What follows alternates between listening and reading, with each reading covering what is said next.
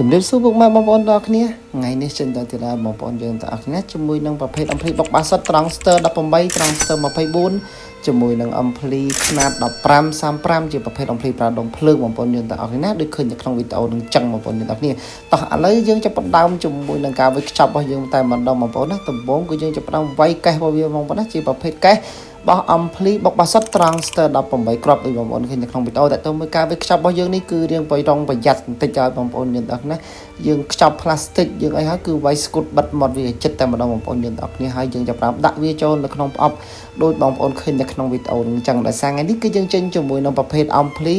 បុកបាសុតត្រង់ស្ទ័រ18គ្រាប់នេះគឺបាន2ដើមដែរបងប្អូនយើងទាំងអស់គ្នាត្រង់ស្ទ័រ18គ្រាប់បាន2ដើមអញ្ចឹងកែតទៅមើលការវេចខ្ចប់របស់វាហ្នឹងគឺយើងវេចខ្ចប់ពីកេះដែរបងប្អូនយើងទាំងអស់គ្នាណាតើទៅជាមួយនឹងការវេចខ្ចប់របស់អំភ្លីត្រង់ស្ទ័រ18គ្រាប់អូខេឥឡូវយើងវេចខ្ចប់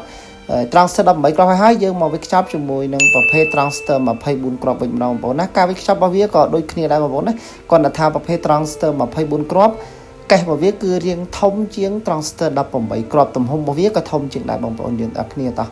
ឥឡូវយើងវេចខ្ចប់អំភ្លីសាប់ទុកម្លែកហើយស្អាតហើយយើងចាប់ផ្ដើមរៀបចំជាមួយនឹងអំភ្លី